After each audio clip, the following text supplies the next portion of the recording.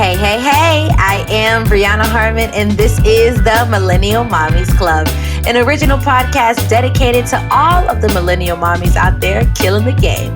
Whether you are single, married, or expecting, this is the place to be during your 15 minutes of downtime. Welcome to the Millennial Mommies Club. I'm a fun mom. I am a patient mom. I am a conscious mom. I'm a creative mom. I'm a millennial mom. What's up, mamas, and welcome back to another episode of the Millennial Mommies Club on Ebony, covering Black America Podcast Network. Today, I have a special guest.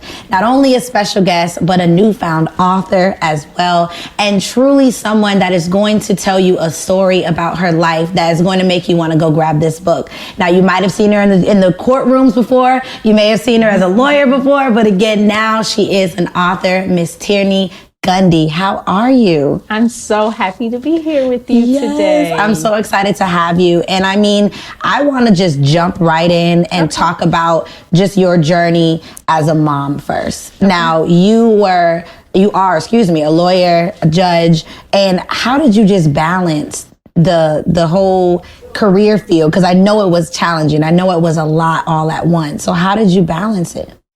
I just think that I never really looked for balance, to be honest. I just always looked to be the best in both, like to be great in my career and also great at home.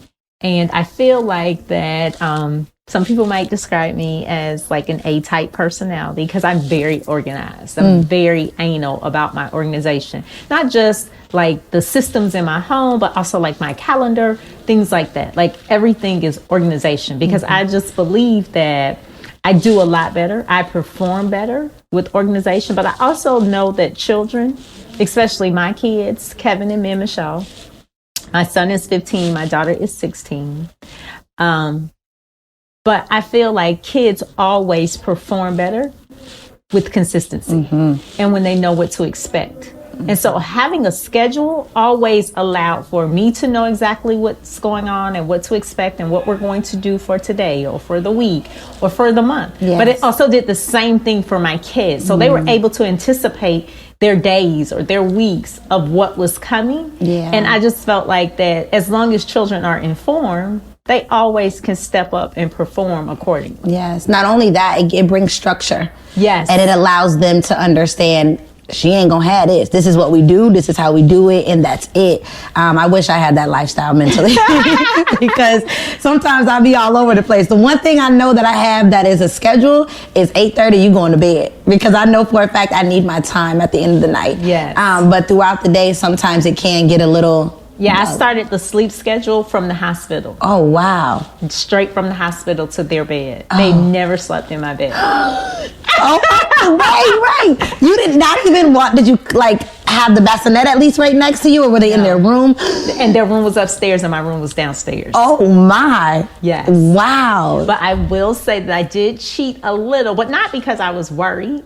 Just because I breastfed. I'm an avid breastfeeder. But so I had a sleeping room, like maybe a lounge you would call it, outside upstairs that was in between both of their rooms. And it was a sofa. And so I would sleep on the sofa sometimes just because it would be easier to do the nighttime feeding. Wow. But I always put them back in their bed. I wish I could do that. Well, yes. I will say I wish I did. The hospital. Because I know you didn't even have to deal with the separation and having to move them out and everything like that. They were always there. Oh my God. So did you always want to be a judge throughout your life? I did. What made you want to? At 7, I decided I was going to become a lawyer. The police came to my house actually looking for my father, and he told me that he needed a lawyer to fix this. So I didn't really know what that meant. I just knew that the police was at my house. My father was in trouble, presumably, and that he needed a lawyer. And I wanted to be able to help my daddy. Oh, that's beautiful. Then later, 2 years later, one of my neighbors at 9 was arrested for heinous crimes. He was physically and mentally challenged. We prayed together almost every day. And I just knew even at 9 that he was not capable of doing what they said he had done. Yeah. And then again, my dad turned to me because I asked when he was coming home. You know, as a child, yeah, he left, but you expect for him to come back. Right. My dad told me he was never coming back. that he was going to be in jail for the rest of his life because the judge didn't look like us. And so he was saying that he wasn't going to get a fair shot from the beginning. Again, I didn't really know at 9 that becoming a judge, you had to be a lawyer first, or that they were even connected. But it was just always me responding to what my father said, saying, okay, I want to be able to help my daddy. Okay, I want to be able to help the people in my community have a fair shot. That is, and you were so young to even think that way, but to now see it all play out for you. At any time, do you look at your kids and say, I want you to be in law enforcement, or I want you to be a judge, or I want you to follow my footsteps? Have you ever thought that or wanted that for them? Every single day. It's probably good that my kids aren't here. Because they probably would have like these faces that would tell the whole story. It's not that I want them to necessarily go and be practicing lawyers or even become a judge. But when I told my dad that, I'm going to be a lawyer, he said, great, you picked a wonderful profession because you can do anything in the world except practice medicine. Wow. So that is kind of what I've always led with my children. Like, I don't need them to necessarily become lawyers, practicing lawyers, but I do want them to get law degrees. So I've kind of made it not optional. I guess another way of saying that is required. It's going to happen. Yep. What about an HBCU? Because you also went to an HBCU. Yes, I went to an HBCU. Yes. HBCU for undergraduate. Okay. It's required. But you got to get one. That's what I'm saying. You got to go at least. Because I went to the University of Georgia for law school. Okay. We're the current SEC East champs, in case you didn't know. Oh, excuse me. But so the HBCU for undergraduate is also a requirement. So they don't have to go to Clark Atlanta, but that's my preference. Did you get your dunks? For the I should have worn them today for you. Oh, yes, because I went to FAM.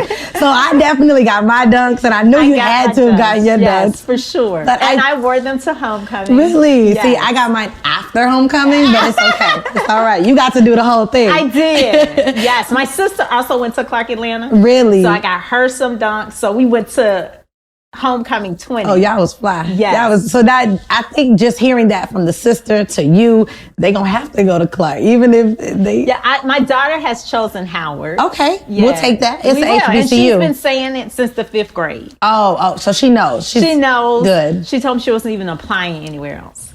My son is kind of like, okay, I'll look at Clark Atlanta. I'll also look at Howard. But I know I have to go to an HBCU. Yeah, they sound like some great kids. I just love that they're going to an HBCU. Yeah, they're going to an HBCU. Now, they're going to law school. Look, they ain't got no choice. So I'm going to come back. We're going to have to do a follow-up episode. We are definitely going And we're going to talk about how it's been with them going through college and law school and everything like that. I'm going to bring them back and say, look at my lawyers. I love that. Now, you talked a little bit, I asked earlier, just about balance. Were there any moments where you felt mom guilt? Because again, I'm pretty sure it took some hours where you were not with them. You had to work, or you maybe had to bring them, because you also were a stay-at-home mom with them until they went to preschool. Correct. So was there any moment in your time where you felt like, I feel guilty, I'm doing too much? Never. Never. And I don't know if I should be telling your listeners this, but, just like your kids are here today, which I think is amazing. And I think as working moms, that is really how we make it work. Yep. So I took my kids everywhere. I had a double stroller. They're just like your kids, stair steps right behind each other. But I just truly, genuinely believe that children's best place is with their family. Yeah. And so for me, I know that my security came from being with my parents and knowing that I was loved every minute of every second of every day. So I wanted the same for my children. So there was never anywhere that I felt like I was going that I couldn't bring my children. And if you didn't want my children there, I didn't want to be in business with you. That's it. So I never had guilt or mommy guilt because I just didn't process it that way. I'm a working mom and I come with 2 children, but I also come with a lot of talent, a lot of creativity, and an insane amount of work ethic. So if you want to choose somebody else, that's your decision. And I respect that. Yeah. But if you choose me, know that I come with 2 children. I feel that.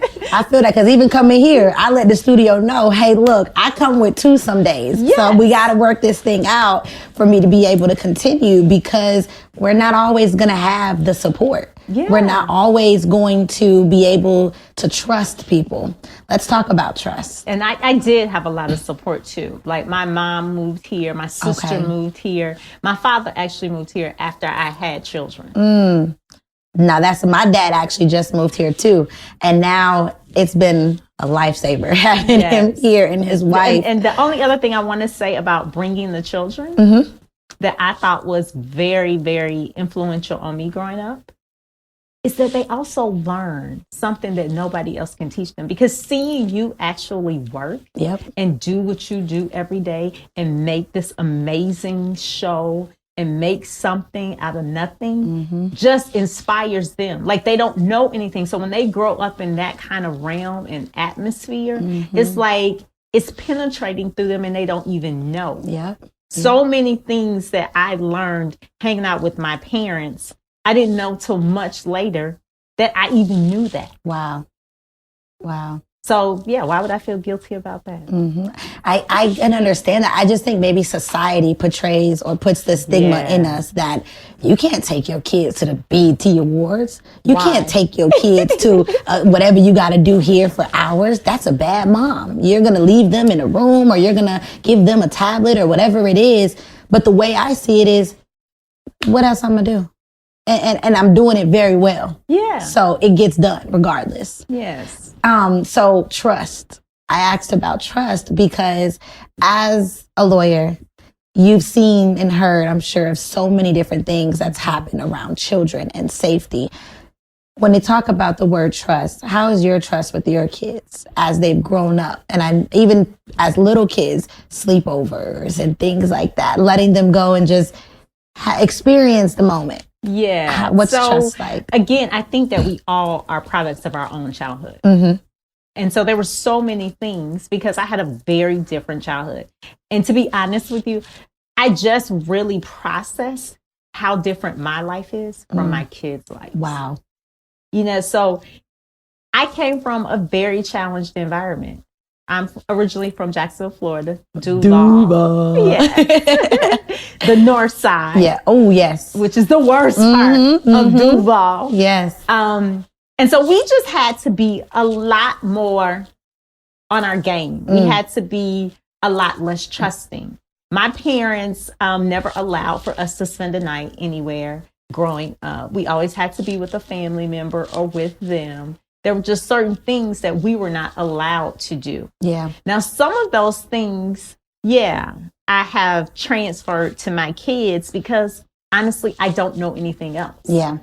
And sometimes my children are teenagers, which really means that they're mini adults because they have opinions now. And they have, my son told me the other day, like, you can still have teachable moments too.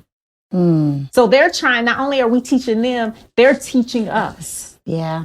And so I am trying to be in a space where I can receive that and hear them out, but also still prepare them for the world. Because no matter how different their life is from mine, the world is the same. And it's only it's predators everywhere in every form.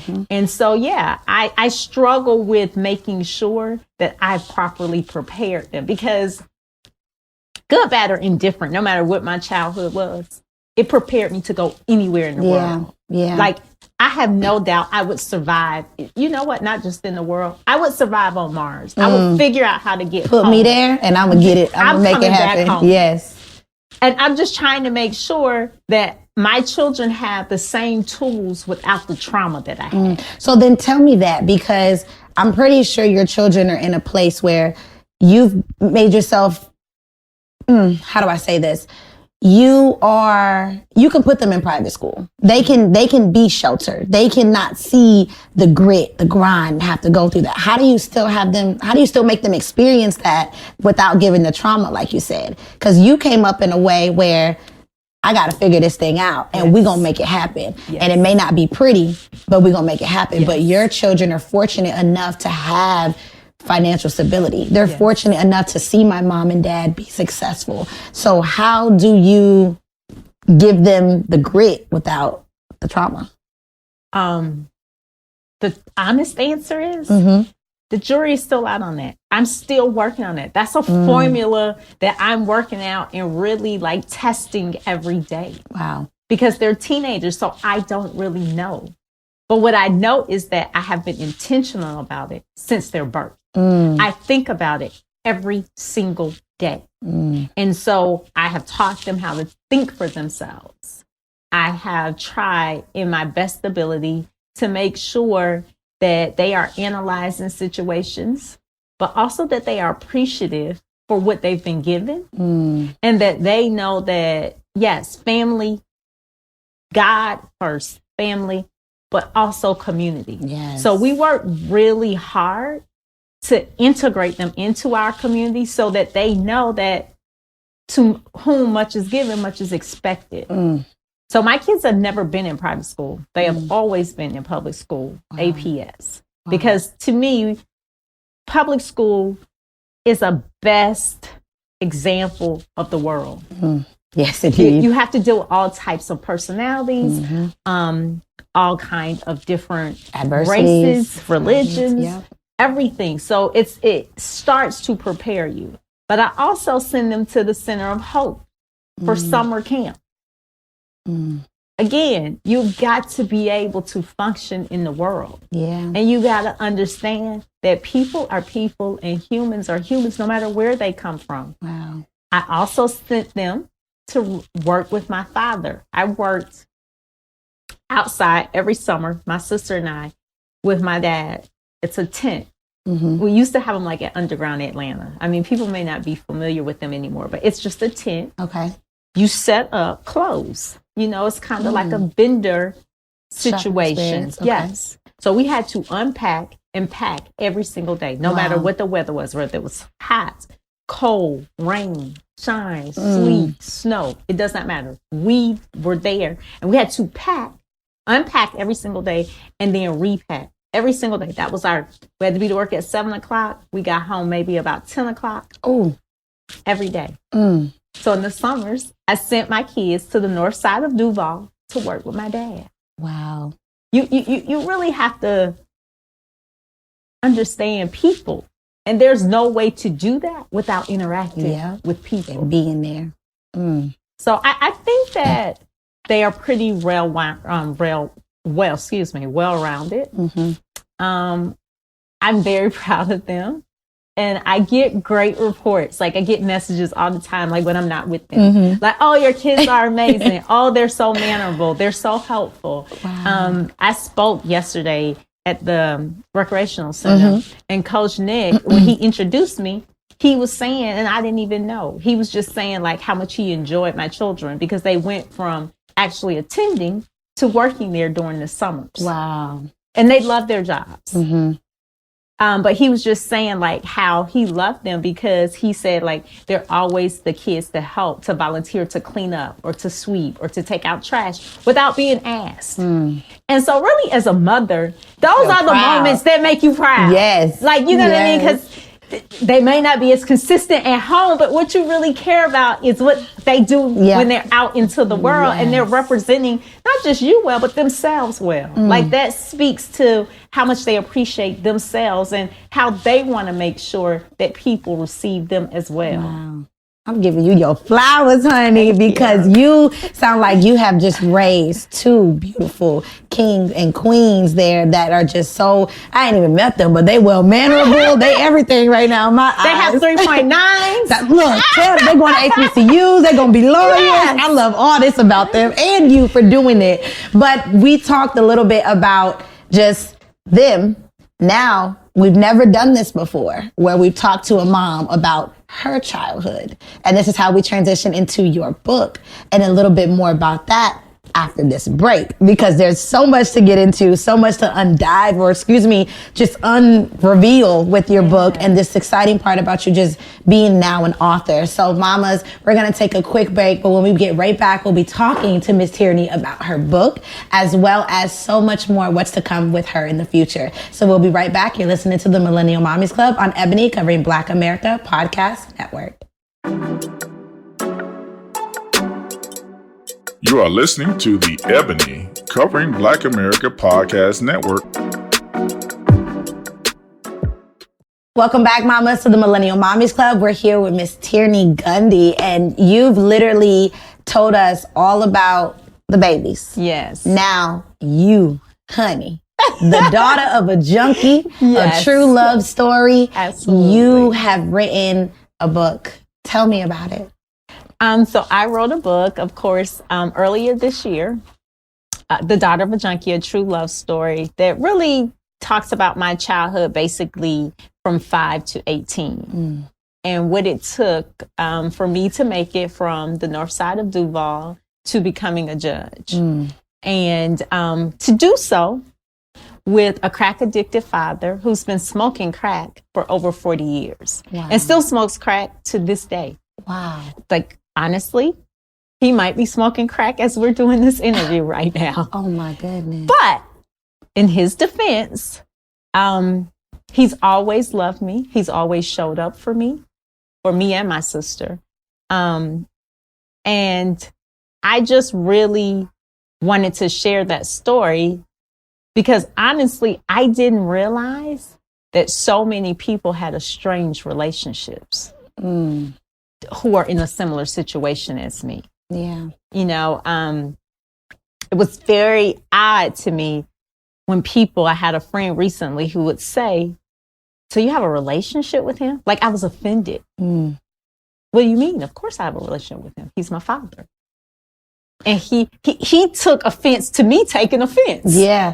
I think because that's not what we typically hear. Yes. That's not the typical story. It's more so either they've passed, or we've cut ties because they continued and I can't stop their addiction or help them.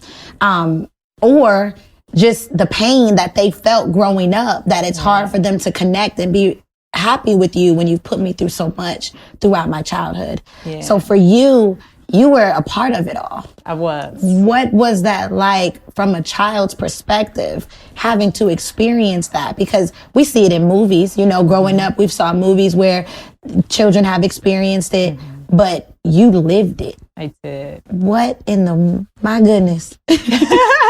Like, tell me just about it. So, honestly, candidly, and this may sound really bizarre, I had really no idea how bad it was until I started writing. Wow. Because I was thinking about my children having to endure the things that I did. And so it hit me differently for the first time. Before then, I just thought it was my life. Like, I didn't harp on it. I didn't think it was a big deal growing up because I didn't know anything different. Yeah. And, all I know is that the most important thing, I call us the core four, me, my mom, my sister, and my dad, is for us to stay together. Because for us, as long as we're together, we can survive. Yeah. We can figure it out. You feel safe. And we felt safe with each other. And think about how ironic that sounds. You know what I mean? Like going on a high-speed chase with the police with your father as a child. But you feel safe. Yeah, because he's there. Because he's there and you're with him. Or, you know what I mean, having to go in a crack house and negotiate your father's life out of the crack house because he owes money. But you feel safe because you know that the most important thing is for you all to stay together as a family. Yeah. And so I remember one of my friends, I tell these stories, they say very casually. Like she says, you never really take a breather. I don't understand it. Like you talk about it like it's no big deal. I'm like, because it was very casual. She's like, well, do you ever process it? Or did you ever take a moment to like figure out how to pull yourself together. And I was like, we never had those moments because we were so busy surviving, but also we were just happy to have survived whatever just happened, and we moved on like it didn't happen. Wow. Because honestly, growing up in the ghetto, and it's the truth, there's so much trauma that the trauma is normalized. So it's not an extraordinary day. Yeah. You know what I mean? Like something bad happens to somebody or you every single day. Yeah. Around the clock too. Around the clock. So why would I waste time feeling sorry for myself when I actually survived? We're okay. We're still together. We're alive. Wow. What else could I ask for? Actually, we just constantly were full of gratitude. And it's so, I'm going to use the word bizarre, because to think of being grateful for something like that in the moment, and to be so young to say, I'm just grateful for life because Dad, this could have went left. Yes. Or I'm thankful that you came home. I'm thankful that you smoked it today and is breathing tomorrow. Yes. So for you. And I'll actually raise you one. I wasn't just grateful that he came home. I never doubted that he was coming home. That's deep. Yeah. Wow. So we always knew he was going to come back. We never doubted that he wouldn't be here. Yeah. I just told you my father still smokes crack cocaine. He still shows up. He might be high at the event, but if I get an award or if I have a party or I do something special, my dad shows up. Wow. Mentally, how did you prepare to ask? Because I know there was a point where you said, what is that? Or what are you doing? Was there ever a conversation where you thought that? No. No. No. Even growing up? No. No. No. Wow. Yeah, I know. And when you just asked that, I was sitting here thinking like, wow, but it's another thing that I think that a life of trauma, I guess, robs you of. You don't have time for whys. Yeah.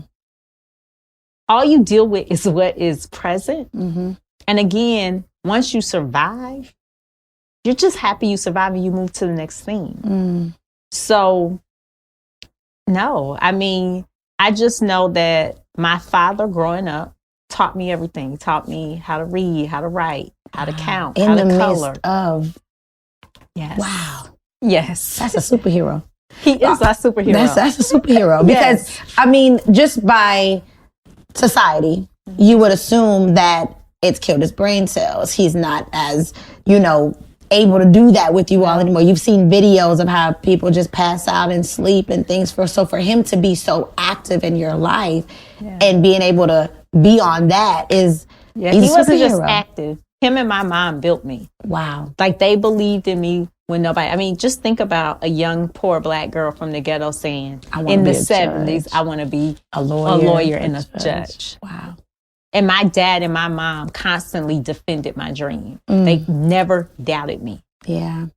And so it wasn't like, I know that my father is an extraordinary human. And I'm not saying that just because I come from him.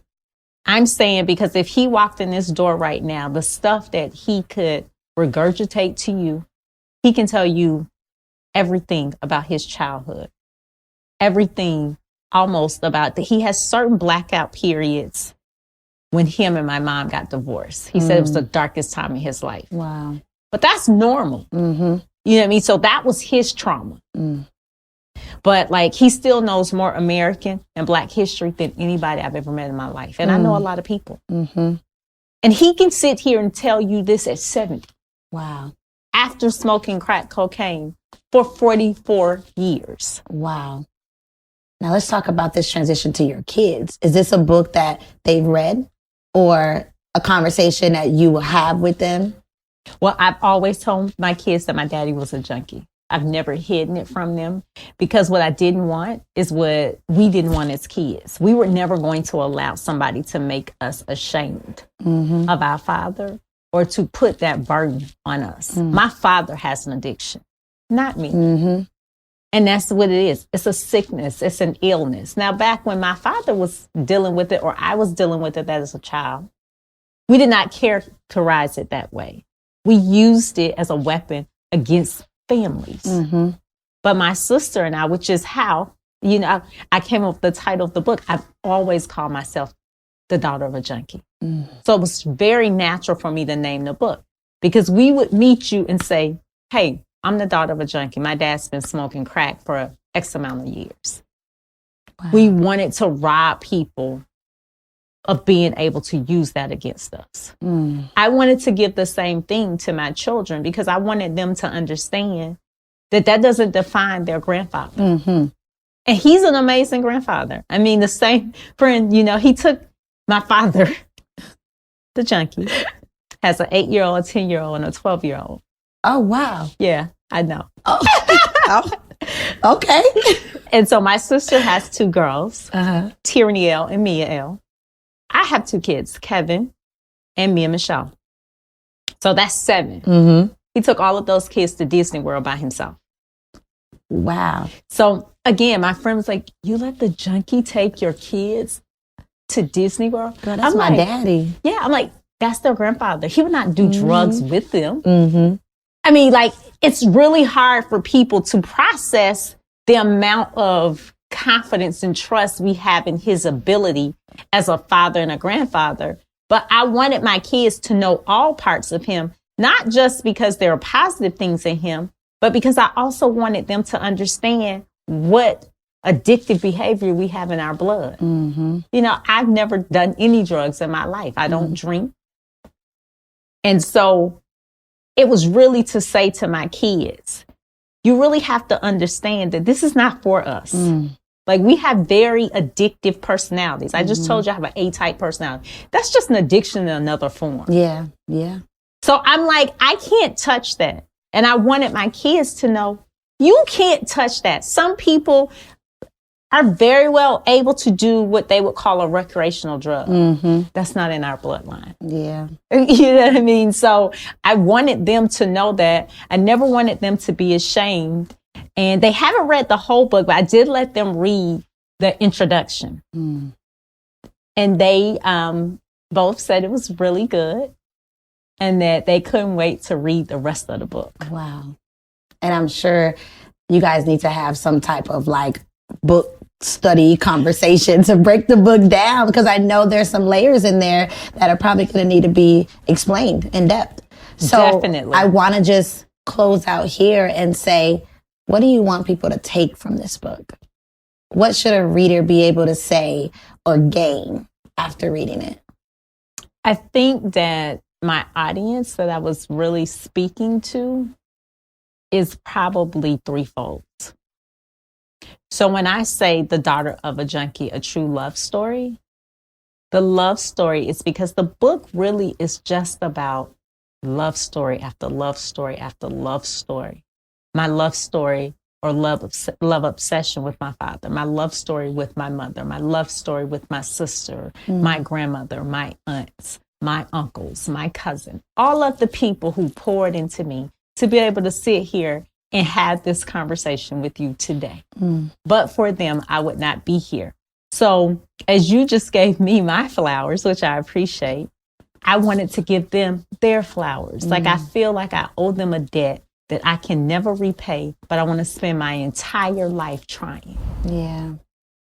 So that was a lot of it. Like, I wanted to say thank you in a more concrete way.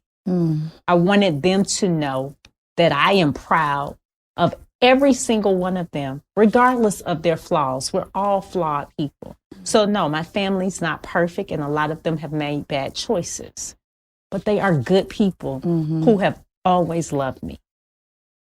I wanted to do that for them.